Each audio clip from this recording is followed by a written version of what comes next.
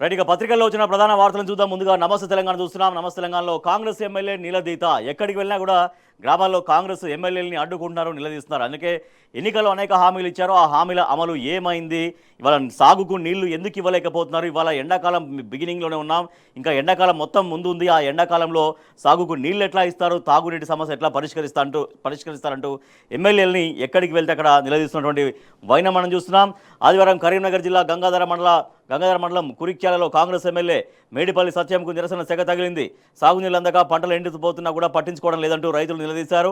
రుణమాఫీ పూర్తి చేయలేదంటూ, రైతు భరోసా ఇవ్వలేదంటూ ఆగ్రహం వ్యక్తం చేశారు.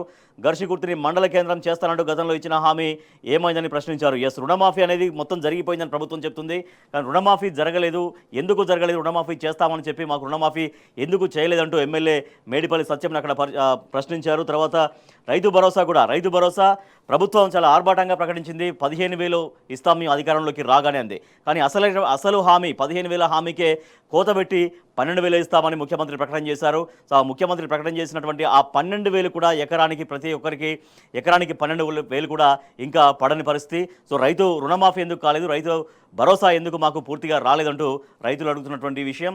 తర్వాత ఇంకా అనేక హామీలు ఇచ్చారు. ఆ హామీలకు సంబంధించి కావచ్చు, ఇంకా ఆ నియోజకవర్గానికి సంబంధించినటువంటి స్థానిక అంశాలకు సంబంధించి కూడా ఇట్లా ప్రశ్నిస్తున్నారు ఎక్కడికి వెళ్తే అక్కడ కాంగ్రెస్ ఎమ్మెల్యేలను. నీళ్లు రావా? దేవాదుల ఆయకట్టులో ఎండుతున్న పంటలు, ప్రాజెక్టు పంపింగ్ వ్యవస్థ అస్తవ్యస్తం. నిర్వహణ సంస్థకు బిల్లుల పెండింగ్ ఉంది. గైర్హాజరు రూపంలో కార్మికులు నిరసన వ్యక్తం చేస్తున్నారు. వారం రోజులుగా ఆగిన నీటి పంపింగ్, ఆయకట్టుపై అధికారుల కాకి లెక్కలు, మూసుకుపోయిన పిల్ల కాలువలు, సాగునీరు రాక ఎండుతున్నటువంటి పంటలు.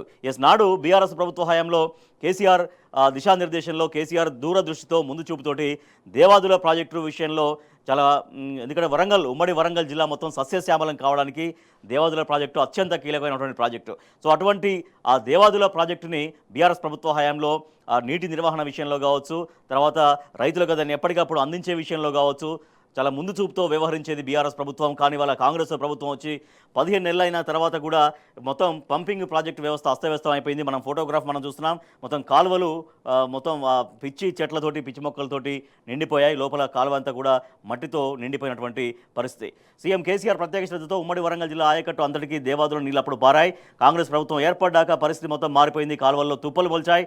యాసంగిపై సరైన ప్రణాళిక లేకపోవడం, నిర్వహణ సంస్థకు బిల్లులు కూడా ఇవ్వకపోవడంతో వారం పాటు నీటి పంపింగ్ జరగలేదు. ఫలితంగా సాగునీళ్ళు అందక పంటలు ఎండిపోతున్నటువంటి పరిస్థితి. సో ఇట్లా ప్రభుత్వానికి ముందు చూపు లేక, ప్రభుత్వానికి ప్రణాళిక లేకపోవడంతో మొత్తం నీటి వ్యవస్థ, ఇరిగేషన్ వ్యవస్థ మొత్తం అస్తవ్యస్తంగా మారినటువంటి పరిస్థితి అంటూ ఈ వార్త మనం చూస్తున్నాం. ఇరిగేషన్ హస్తవ్యస్తం, సర్కారు వైఫల్యం, రైతులకు శాపం. పడకేసిన ప్రాజెక్టులు మరమ్మతులు, అరకొర నీళ్లున్నాయి, పలుచోట్ల లీకేజీలు వస్తున్నాయి. ఇరిగేషన్ శాఖలో కీలక పోస్టులు ఖాళీగా ఉన్నాయి. పంప్ హౌజుల నిర్వహణపై నిర్లక్ష్యం, బిల్లులు రాక సాగని పనులు. 478 నిరుడి పనులే నేటికి కూడా పెండింగ్లో ఉన్నాయి. ఈ ఏడాది 73% పనుల్లో జాప్యం ఉన్నది. మరో 3 నెలల గడువు, ఒట్టిపోయిన బోర్లు, ఎండిన పంటలు. సో ఇది ప్రాజెక్టులో ఉన్నటువంటి నీళ్లను కూడా ప్రభుత్వానికి సరిగ్గా ప్రాపర్గా ఎట్లా యూజ్ చేయాలో తెలియని పరిస్థితుల్లో అక్కడ సాగునీటి అధికార యంత్రాంగంకి సరైనటువంటి దిశానిర్దేశం చేయలేకపోవడంతో వాళ్ళు ఏం చేయాలో అర్థం కాక వాళ్ళ రైతుల పొలాలు ఎండిపోతున్నాయి. ప్రాజెక్టులో ఉన్న నీళ్లు ప్రాజెక్టులోనే ఉంటున్నాయి. అట్లీస్ట్ వాటిని ఒక ప్రణాళికాబద్ధంగా విడుదల చేసినా ఎక్కడ, ఏ ప్రాంతానికి, ఏ రైతులకు నీళ్లు ఉపయోగపడతాయి, నీళ్లు అందాల్సినటువంటి అవసరం ఉంటుందనే దానిపైన వాళ్ళకు ఒక ప్రణాళిక ఉండి, ఒక పైనుంచి అధికారం నుంచి దిశానిర్దేశం ఉంటే కానీ ఇది నీళ్లు పొలాలకు వచ్చే పరిస్థితి లేదు. కానీ ఆ ప్రణాళిక లేకపోవడంతో ఎవరికి ఎట్లా నీళ్లు ఎప్పుడు ఎక్కడ రిలీజ్ చేయాలనేది ఒక ప్రణాళిక ప్రభుత్వం దగ్గర లేకపోవడంతో మొత్తం అస్తవ్యస్తంగా మారిపోయింది ఇరిగేషన్ వ్యవస్థ అని. ప్రణాళికలేమి తొలి వైఫల్యం. ఎస్ఆర్ఎస్పీ, ఎల్లంపల్లి, ఎల్ఎండి, మిడ్మానేరు, కడెము, నిజాం సాగర్, సింగూరు, నాగార్జున సాగర్, శ్రీశైలం తదితర మేజర్, మీడియం, మైనర్ ఇరిగేషన్ ప్రాజెక్టుల్లో తాగునీటి అవసరాలు పోగా యాసంగికి 354.88 టీఎంసీలు అందుబాటులో ఉంటాయని రాష్ట్ర స్థాయి సమగ్ర నీటి ప్రణాళిక నిర్వహణ కమిటీ గత డిసెంబర్లో తేల్చింది. కానీ ఆ ఉన్నటువంటి నీటిని కూడా సరిగ్గా ప్రాపర్గా వాడుకునే ప్లానింగ్ అనేది ప్రభుత్వం దగ్గర లేకపోవడంతో రైతులు తీవ్రంగా ఇబ్బందులు పడుతున్నారు, గోసపడుతున్నారు. చివరి ఆయకట్టు కాదు మొదటికే మోసం. రాష్ట్ర వ్యాప్తంగా వానాకాలంలో అత్యధిక వర్షాలు కురిశాయి. ప్రధాన ప్రాజెక్టులన్నీ పొంగిపొర్లాయి. అయినా ప్రస్తుతం యాసంగిలో చివరి ఆయకట్టు కాదు కదా, మొదట ఉన్న ఆయకట్టుకే నీళ్లందనటువంటి విచిత్ర పరిస్థితి. సో చివరి ఆయకట్టు సంగతి దేవుడు, కానీ మొదటి ఆయకట్టులో ఉన్నటువంటి ఆ పొలాలకు కూడా నీళ్లు ఇవ్వలేనటువంటి ఒక దౌర్భాగ్య పరిస్థితి ఉన్నాయి. సో చివరి ఆయకట్టు దాకా నీళ్లు అందిస్తామని ప్రభుత్వం చాలా గొప్పగా చెప్తున్నటువంటి మాటలు ఉన్నాయి. కానీ చివరి ఆయకట్టు కాదు, మొదటి ఆయకట్టులో మొదటి పొలానికి కూడా నీళ్లు అందించలేనటువంటి ఒక దయనీయమైన స్థితిలో అస్తవ్యస్తంగా మారిపోయింది ఇరిగేషన్ వ్యవస్థ అంటూ వార్త చూస్తున్నాం. నిధుల విడుదల నిర్లక్ష్యం. ప్రభుత్వం నిధులు విడుదల చేయకపోవడం వల్లే O&M పనులు మందకొడిగా సాగడానికి ప్రధాన కారణం అంటూ క్షేత్రస్థాయి ఇంజనీర్లు కాంట్రాక్టర్లు చెబుతున్న పరిస్థితి. అలాగే నీటిపారుదల శాఖలో భారీగా ఖాళీలు కూడా ఉన్నాయి. మందకొడిగా పనులు సాగుతున్నాయి. KCR project Revanth ribbon cutting. Devadula 3వ దశలో దేవన్నపేటలో కేసీఆర్ ప్రభుత్వం నిర్మించిన పంప్ హౌస్ బీఆర్ఎస్ హయాంలోనే దేవన్నపేట పంప్ హౌస్ పూర్తయింది. కొత్త పంప్ హౌస్తో వారంలో నిండనున్న ధర్మసాగర్ పెండింగ్ పనులు పూర్తి చేయించిన కేసీఆర్ ప్రభుత్వం 16న ప్రారంభించనున్న ముఖ్యమంత్రి రేవంత్ రెడ్డి. దేవా నీళ్లు రావా. జనగామ మండలం ఎల్లంల గ్రామంలో తన వ్యవసాయ భూమిలో 4 బోర్లు వేసినటువంటి రైతు మత్స లక్ష్మయ్య. జనగామ జిల్లా ఎల్లంల గ్రామంలో ఎండిపోతున్న పంటను మేస్తున్నటువంటి మేకలు. 10 ఏళ్ల కిందటి కరువును మళ్ళీ చూస్తున్నాం. ఒకనాడు బీఆర్ఎస్ ప్రభుత్వ హయాం కంటే ముందుగా అంటే ఉమ్మడి రాష్ట్రంలో ఎట్లా కరువు పరిస్థితులు ఉండేది, ఎట్లా తెలంగాణ ప్రాంత రైతాంగం ఎట్లా ఇబ్బందులు పడేది, మళ్ళీ అటువంటి పరిస్థితి వచ్చింది.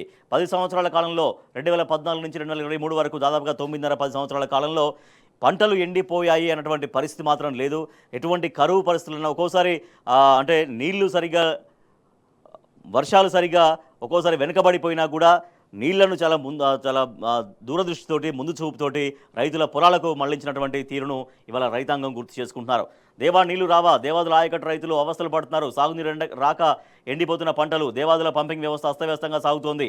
నిర్వహణ సంస్థకు బిల్లులు పెండింగ్లో ఉన్నాయి. దేవాదుల ప్రాజెక్టులోని 7వ డిస్ట్రిబ్యూటరీ వద్ద షట్టర్ లేనటువంటి దుస్థితి. ఇట్లా దేవాదుల ప్రాజెక్టుని పూర్తిగా ప్రభుత్వం విస్మరిస్తున్నటువంటి పరిస్థితి. నీళ్లు లేక పంటలు ఎండిపోతున్నాయి. లక్నవరం చెరువుకు కూడా చేరని నీరు. ములుగు జిల్లా కన్నాయిగూడ మండలంలోని గంగారం వద్ద గోదావరి నదిపై దేవాదుల పంప్ హౌస్ ఉంది. 3 దశలుగా ఈ ప్రాజెక్టు ఉంది. మొదటి దశలో 2 మోటార్లు, రెండో దశలో 2 మోటార్లు, 3వ దశలో 6 మోటార్లు ఏర్పాటు చేశారు. కానీ ఇట్లా వ్యవస్థ ఉన్నా కూడా ఆ వ్యవస్థను సరిగ్గా ఉపయోగించుకోవడంతో అక్కడ లక్నవరం చెరువు కూడా నీళ్లు చేరని పరిస్థితి. 60% గ్రామాల్లో ఎండిపోతున్నటువంటి పంటలు. సో ఇట్లా ప్రభుత్వం దగ్గర ప్రణాళిక లేకపోవడంతో పంటలు ఎట్లా ఎండిపోతున్నాయి మనం చూస్తున్నాం. ఒక ఫోటోగ్రాఫ్ మనం చూస్తున్నాం. నాడు నేడు అనేది ఇది కాళేశ్వరం నీటితో కలకలాడుతున్నటువంటి సూర్యాపేట జిల్లా పెన్పహాడ్ మండలం మాచారం పరిధిలోని రావి చెరువు. ఇప్పుడు 2023లో ఇది 2023లో ఎట్లా నీళ్లు నిండుగా ఉన్నాయో మనం చూస్తున్నాం. ఇది లెఫ్ట్ సైడ్ ఫోటో జూమ్ చేయి. ఎస్, ఇది సూర్యాపేట జిల్లా పెన్పహాడ్ మండలం మాచారం పరిధిలోని రావి చెరువు 2023లో. అది నాడు. అదే చెరువు ప్రస్తుతం నీళ్లు అడుగంటి రాళ్లు తేలినటువంటి రావి చెరువు ఫోటో మనం చూస్తున్నాం. సో అంటే నాడు నీళ్లతో కలకల్లాడింది, ఇవాళ నీళ్లు లేక వెలవెలబోతున్నటువంటి పరిస్థితి. ఇదే సమయానికి నాడు 2023లో ఈ రకంగా నీళ్లతోటి కలకల్లాడితే అట్లా ఇవాళ రాళ్ళు రప్పలు తేలి వెలవెలబోతున్నటువంటి పరిస్థితి. రాళ్లు తేలిన రావి చెరువు 5 దశాబ్దాల తర్వాత కాళేశ్వరం నీటితో జలకళ. 350 కిలోమీటర్ల నుంచి తరలి వచ్చిన జలసిరి. అప్పుడు నేడు చుక్క నీరు లేక తేలిన రాళ్లు. ఆందోళన సూర్యాపేట జిల్లా రైతాంగం. సో ప్రభుత్వానికి ముందు చూపు ఉంటే చెరువుల్ని అన్నీ నింపొచ్చు. కానీ చెరువుల్ని నింపే ఉద్దేశం కానీ ఆ ఆలోచన కానీ ఆ ముందు చూపు కానీ ప్రభుత్వానికి లేదనేది చాలా స్పష్టంగా తెలుస్తుంది. అలీసాగర్కు నీళ్ళు వచ్చినాయని ఒక వార్త చూస్తే ఆకేరు వాగులు రైతన్నల నీటి గోస. ఆకేరు వాగులు అక్కడక్కడ నిలిచి ఉన్న నీటిని చిన్న చిన్న కాలువల ద్వారా గుంతలోకి మళ్లిస్తున్నటువంటి రైతులు. ఇట్లా రైతాంగం అంతా ఇబ్బంది పడుతుంది. సర్కారుపై అన్నదాత ఆగ్రహం వ్యక్తం చేస్తున్నారు. ఎండిన పొలంలో రైతులు కూర్చొని దీనావస్థలో తమ బాధ వెళ్ళబోసుకుంటున్నారు. ఎండుతున్న పంటలకి ట్యాంకర్ ద్వారా నీళ్లు తడుపుకుంటున్నటువంటి పరిస్థితి. సో ఇట్లా అన్ని చోట్ల రాష్ట్ర రైతాంగం తీవ్రంగా ఇబ్బందులు పడుతుంది సాగునీటి కోసం. ఎవరికి కూడా ఒక రూపాయి కూడా ఇవ్వకుండానే ఆ ప్రకటన చేశారు. పచ్చి అబద్ధాలు ఆడారంటూ హరీష్ రావు ఆగ్రహం వ్యక్తం చేశారు. బీఆర్ఎస్ ప్రభుత్వం స్కూల్ యూనిఫామ్ల కుట్టుకూలి 50 ఇస్తే 75కు పెంచినట్టు రేవంత్ రెడ్డి మరో అబద్ధం చెప్పిండు. కానీ ఎవరిని అడిగినా కూడా 75 కాదు, గత బీఆర్ఎస్ ప్రభుత్వం ఇచ్చినటువంటి 50 రూపాయలు మాత్రమే ఇస్తున్నారంటూ ఆయన పేర్కొన్నట్టుగా ఈ వార్త మనం చూస్తున్నాం. రైట్, మరొక వార్త చూస్తే చాలా ఇంపార్టెంట్ వార్త. రేవంత్ ఖేల్ ఖతం అయిపోయింది అంటూ ఒక వార్త మనం ప్రధానంగా మనం చూస్తున్నాం. ముఖ్యమంత్రిపై కాంగ్రెస్ హైకమాండ్ రేవంత్ ఖేల్ ఖతం. ఢిల్లీ చేతుల్లోకి తెలంగాణ కాంగ్రెస్ వ్యవహారాలు. చెల్లుబాటు కాని సీఎం మాట రంగంలోకి అధిష్టానం. శాసనమండలి అభ్యర్థుల ఎంపికలు తనదైన ముద్ర. వేం నరేందర్ రెడ్డి కోసం రేవంత్ విశ్వ ప్రయత్నం కానీ విఫలం చెందారు. సో సీఎం రేవంత్ రెడ్డికి తెలియకుండానే కాంగ్రెస్ పార్టీ ఎమ్మెల్సీ అభ్యర్థుల ఖరారు జరిగిపోయింది. స్వయంగా ముఖ్యమంత్రి ఢిల్లీకి వెళ్దామని ఎంత ప్రయత్నించినా కూడా ఢిల్లీకి వద్దు రావద్దు అంటూ అధిష్టానం నుంచి సమాచారం రావడంతో అధిష్టానం నుంచి వద్దని చెప్పడంతో సీఎం రేవంత్ రెడ్డి ఇక్కడే ఆగిపోయారు. కానీ ఎమ్మెల్సీ అభ్యర్థుల్ని టోటల్గా అధిష్టానం మాత్రమే ఖరారు చేసింది, ఏఐసీసీ అధిష్టానం. సో దాంట్లో విజయశాంతి, తర్వాత అద్దంకి దయాకర్ అండ్ శంకర్ నాయక్ ముగ్గురు అభ్యర్థిత్వాలని ఏఐసీసీ ఖరారు చేసింది. కానీ సీఎం రేవంత్ రెడ్డి మాత్రం తన అనుంగు మిత్రుడైనటువంటి లేక ఆత్మ లాంటి నాయకుడైనటువంటి ప్రభుత్వ సలహాదారుగా ఉన్నటువంటి వేం నరేందర్ రెడ్డి కోసం విశ్వ ప్రయత్నాలు చేశారు సీఎం రేవంత్ రెడ్డి.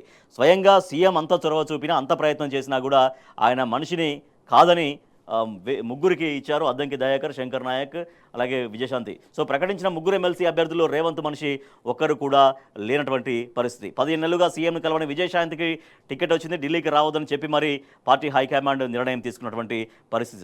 సో దీంతో ముఖ్యమంత్రి రేవంత్ రెడ్డి వ్యవహార శైలిపైన కాంగ్రెస్ అధిష్టానం ఏమాత్రం సంతృప్తిగా లేదు అనేది మరోసారి స్పష్టమవుతోంది. ఎందుకంటే కాంగ్రెస్ ఎమ్మెల్సీ అభ్యర్థులు ముఖ్యమంత్రికి తెలిసి ముఖ్యమంత్రి ద్వారా జరగాల్సినటువంటి ఒక ప్రొసీజర్. కానీ ముఖ్యమంత్రి ఇన్వాల్వ్మెంట్ లేకుండా అసలు 15 నెలలుగా అధికారంలోకి వచ్చింది కాంగ్రెస్ అధికారంలోకి వచ్చిన దగ్గర నుంచి విజయశాంతి ఇంతవరకు సీఎం రేవంత్ రెడ్డిని కలిసినటువంటి దాఖలాలు లేవు.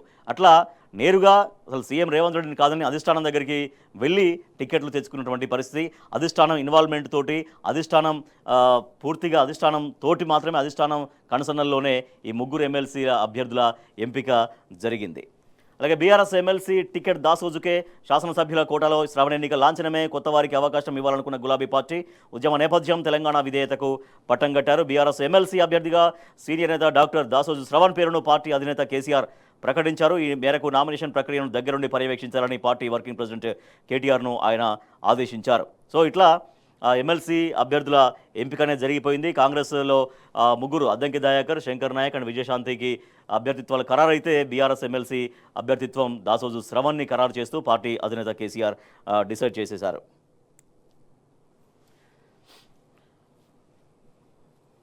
ప్రతిపక్షంపై కక్ష, విద్యార్థులపై వివక్ష, ఇంటిగ్రేటెడ్ గురుకులాల కేటాయింపులో రేవంత్ మెలిక, బీఆర్ఎస్ ఎమ్మెల్యేల నియోజకవర్గాల్లో చిన్న చూపు, 55 గురుకులాల్లో 2 మాత్రమే కేటాయింపు.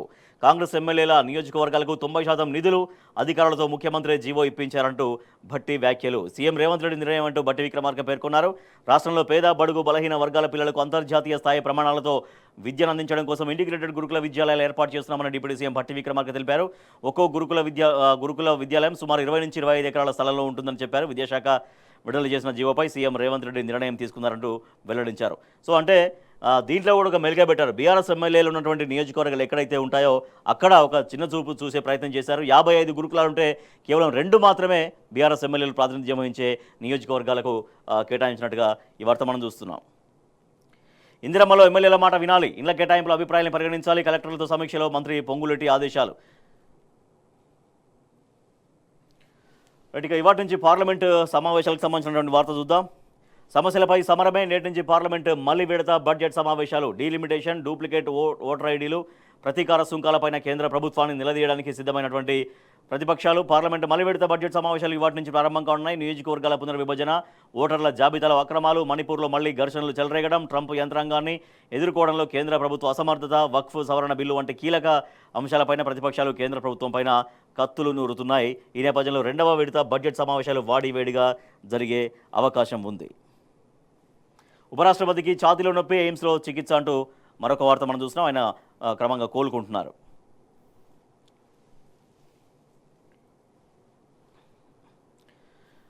నకిలీ పత్తి విత్తనాల విక్రేతల అరెస్టు, 745 కిలోల పత్తి విత్తనాలు స్వాధీనం, ఆటో సీజు. ప్రధాన నిందితులపైన గతంలోనూ కూడా పోలీస్ కేసులనే. మంచిర్యాల జిల్లా సుర్జాపూర్లో పట్టుకున్న నకిలీ విత్తనాలు, నిందితులతో పోలీసులు. సో నకిలీ విత్తనాలపైన ప్రభుత్వం ఉక్కుపాదం మోపాలి, కానీ ప్రభుత్వం సరిగ్గా వ్యవహరించడంతో అధికారులు దానిపైన పూర్తిగా నిఘా పెట్టకపోవడంతో మళ్ళీ నకిలీ విత్తనాల బెడద, నకిలీ విత్తనాల భయంతో రైతులు తీవ్ర ఇబ్బందులు పడుతున్నటువంటి పరిస్థితి. సో నకిలీ విత్తనాల పైన చాలా సీరియస్గా వ్యవహరించాల్సినటువంటి ప్రభుత్వం ఆ దిశగా అధికార యంత్రాంగంలో అప్రమత్తత చేయడంలో వైఫల్యం చెందుతున్నటువంటిగా మనం చూస్తూనే నేటి నుంచి ఎంఆర్పీఎస్ రిలే దీక్షలు. ఎస్సీ వర్గీకరణతోనే నియామకాలు చేపట్టాలి, లేదంటే సీఎం రేవంత్ రెడ్డి రాజీనామా చేయాలి.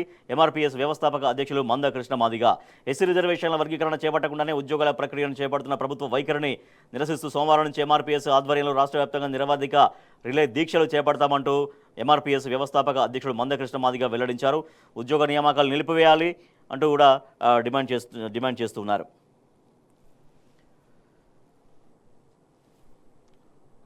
రాష్ట్రంలో మళ్లీ సారా రక్కసి. గత 2 నెలల్లో 2753 కేసులు నమోదు, 13,000 లీటర్ల నాటు సారా స్వాధీనం, 2,578 మంది అరెస్టు, 424 వాహనాలు సీజ్. సో రాష్ట్రంలో సారా రక్కసి మళ్లీ కోరలు చాస్తున్నటువంటి పరిస్థితి.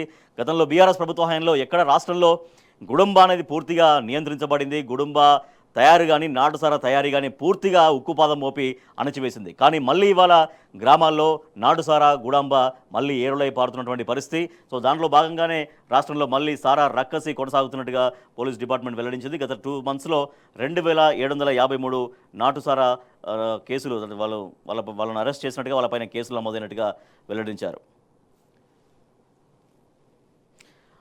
రైట్, ఇక నిన్న భారత్ ఘన విజయానికి సంబంధించిన వార్త చూస్తున్నాం. ఛాంపియన్స్ భారత్ టీమిండియా తీన్మార్. రోహిత్ కెప్టెన్ ఇన్నింగ్స్, స్పిన్ ఉత్స్లో కివీస్ విలవిల, మిచెల్ బ్రాస్వెల్ పోరాటం వృధా అంటూ నిన్న ఘన విజయం సాధించినటువంటి టీమిండియా ఆనందోత్సాహాలు మనం చూస్తున్నాం. నేడు T20 వరల్డ్ కప్ ఛాంపియన్స్గా నిలిచిన భారత క్రికెట్ జట్టు ఏడాది తిరగక ముందే మరో ఐసీసీ ట్రోఫీని సొంతం చేసుకుంది. మినీ ప్రపంచ కప్గా భావించే ఛాంపియన్స్ ట్రోఫీని టీమిండియా 12 ఏళ్ల సుదీర్ఘ విరామం తర్వాత గెలుచుకుంది. టోర్నీ ఆసంతం ఆల్రౌండ్ ప్రదర్శనతో సత్తా చాటిన రోహిత్ సేన ఫైనల్ 4లో కూడా అదే జోరును కొనసాగించి ముచ్చటగా 3వ సారి ఛాంపియన్స్గా నిలిచి దుబాయ్లో తీన్మార్ కొట్టింది. చిరస్మరణీయమంటూ కేటీఆర్ అభినందనలు తెలిపారు. విజేతలకు అభినందనలంటూ హరీష్ రావు, మాజీ మంత్రి హరీష్ రావు రియాక్ట్ అయ్యారు. ఛాంపియన్స్ ట్రోఫీ ఫైనల్లో అద్భుత విజయం సాధించిన టీమిండియాకు శుభాకాంక్షలు. ఇది పూర్తిగా జట్టు సమిష్టి పోరాటంగా ఆయన శుభాకాంక్షలు తెలిపారు. అద్భుతమైన విజయం, ప్రతిష్టాత్మక ఛాంపియన్స్ ట్రోఫీ విజయంతో మెన్ ఇన్ బ్లూ క్రికెట్ ప్రపంచపై త్రివర్ణ పథకాన్ని సగర్వంగా రెపరెపలాడించారంటూ మాజీ మంత్రి హరీష్ రావు కూడా వారికి శుభాకాంక్షలు తెలిపారు. ఇక మిగతా పత్రికల్లో వచ్చిన వార్తలు చూస్తే సాక్షి చూద్దాం. సాక్షిలో సమీకృత గురుకులాలు 11,000 కోట్లు అంటూ వార్త చూస్తున్నాం. ఒకే దఫలో 55 పాఠశాలల నిర్మాణానికి సర్కారు గ్రీన్ సిగ్నల్, పరిపాలన అనుమతులు జారీ చేస్తూ విద్యాశాఖ ఉత్తర్వులు. కానీ ఈ కాంగ్రెస్ ఎమ్మెల్యేల నియోజకవర్గాలు ఉన్నాయో అక్కడ మాత్రమే ఎక్కువగా ఇచ్చి బీఆర్ఎస్ ఎమ్మెల్యేలు ప్రాతినిధ్యం వహించినటువంటి వాటిలలో కేవలం 2 మాత్రమే కేటాయించినటువంటి పరిస్థితి అంటూ విమర్శలు వస్తున్నాయి. మనమే ఛాంపియన్స్ ట్రోఫీ విజేత భారత్ ఫైనల్లో 4 వికెట్లతో న్యూజిలాండ్పై గెలుపు. టోర్నీని అజేయంగా ముగించిన రోహిత్ బృందం. కుటుంబ కథా చిత్రం, రాష్ట్ర పౌరుల డేటాబేస్ తయారీ యోచనలో ప్రభుత్వం. ప్రతి కుటుంబానికి చెందిన సమస్త వివరాలు నిక్షిప్తం. జనన, ఆదాయ ధృవీకరణ, ఆధార్ లాంటి డాక్యుమెంట్లు డిజిటల్ రూపంలో పెట్టే యోచన. ఒక్కో కుటుంబానికి ఒక్కో విశిష్ట గుర్తింపు నెంబర్ కేటాయింపు అంటూ ఈ వార్త చూస్తున్నాం. మళ్ళీ కుటుంబ వివరాలు మొత్తం మళ్ళీ ప్రభుత్వం తీసుకునే ప్రయత్నం మళ్ళీ ఒకటి స్టార్ట్ అవుతున్నట్టుగా వార్త చూస్తున్నాం. ఇప్పటికే అనేక రకాలుగా ప్రజల నుంచి ఇన్ఫర్మేషన్ తీసుకున్నారు. ఆ ఇన్ఫర్మేషన్ తీసుకున్న తర్వాత ప్రజాపాలన పేరుతో దరఖాస్తులు తీసుకున్నారు. మొన్న ఇంటింటి సమగ్ర సర్వే లాంటిది ఒకటి చేశారు. మళ్ళీ ప్రతి సందర్భంలో ఏదో ఒక సందర్భంగా మళ్ళీ కుటుంబ సభ్యుల వివరాలు అంటూ మళ్ళీ రాష్ట్ర ప్రజల వివరాలంటూ రాష్ట్ర ప్రభుత్వం తీసుకుంటుంది. కానీ దాంతో ఫర్దర్ డెవలప్మెంట్ ఏమన్నా ఫలితం ఉందా అంటే ఆ ఫలితం కూడా ఏమీ కనిపించని పరిస్థితితోటి మళ్ళీ ఒక కుటుంబ కథా చిత్రం అంటూ ప్రతి కుటుంబానికి చెందిన సమస్త వివరాలు నిక్షిప్తం చేసే ప్రయత్నం ఒకటి ప్రభుత్వం చేస్తున్నట్టుగా ఈ వార్త వస్తే ఎన్నిక ఏకగ్రీవమై ఎమ్మెల్యే కోట ఎమ్మెల్సీలుగా కాంగ్రెస్ నుంచి విజయశాంతి, అద్దంకి దయాకర్, శంకర్ నాయక్, సిపిఐ నుంచి నెల్లికంటి సత్యం, దాసోజు శ్రవణ్ బీఆర్ఎస్ నుంచి, నెల్లికంటి సత్యం సిపిఐ నుంచి అభ్యర్థిత్వాలు ఖరారైనట్టుగా ఈ వార్త మనం చూస్తున్నాం సాక్షిలో.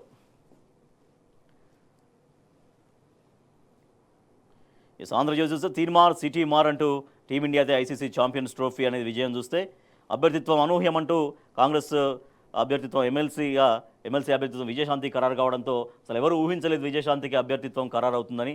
ఎందుకంటే గత 14-10 నెలలుగా ఎప్పుడు అట్లీస్ట్ ముఖ్యమంత్రి రేవంత్ రెడ్డిని విజయశాంతి కలిసింది కూడా లేదు. ఏకంగా ఏమాత్రం ముఖ్యమంత్రి రేవంత్ రెడ్డితో సంబంధం లేకుండానే, ఆయన కన్సర్న్ లేకుండానే నేరుగా అధిష్టానం నుంచే ఆమె ఎమ్మెల్సీ అభ్యర్థిత్వం ఖరారు చేయించుకుని రావడంతో కాంగ్రెస్ వర్గాల్లో, కాంగ్రెస్ శ్రేణుల్లో వాళ్ళు కూడా విస్మయం వ్యక్తం చేస్తున్నటువంటి పరిస్థితి. మనమే ఛాంపియన్స్, మినీ ప్రపంచ కప్ విజేత టీమిండియా ఫైనల్లో న్యూజిలాండ్పై విజయం. రోహిత్ కెప్టెన్ ఇన్నింగ్స్, మరోసారి స్పిన్నర్ల జోరు అంటూ ఈ వార్త మనం చూస్తున్నాం ఈనాడులో. రైట్, తెలంగాణ టుడే చూస్తే ఫామ్ ల్యాండ్ ప్రైసెస్ క్రాష్ అంటూ ఒక వార్త చూస్తే SLBC tunnel mishap first body retrieved after 16 days. 16 రోజుల తర్వాత నిన్న మృతి చెందినటువంటి మొదటి కార్మికుడి మృతదేహాన్ని నిన్న తీశారు. సో 25 లక్షల ఎక్స్గ్రేషియా ప్రభుత్వం ప్రకటించింది. అయితే ₹1 ఎక్స్గ్రేషియా ప్రకటించాలి అంటూ BRS party working president KTR demand చేస్తున్నారు. MLC polls, BRS, Congress, CPI name candidates announcement సంబంధించినటువంటి వార్త చూడొచ్చు. రైట్, ఇవి పత్రికల్లో వచ్చినటువంటి ప్రధాన వార్తలు. వీటికి సంబంధించి వార్తలు వాస్తవాలు చర్చ ప్రారంభిద్దాం.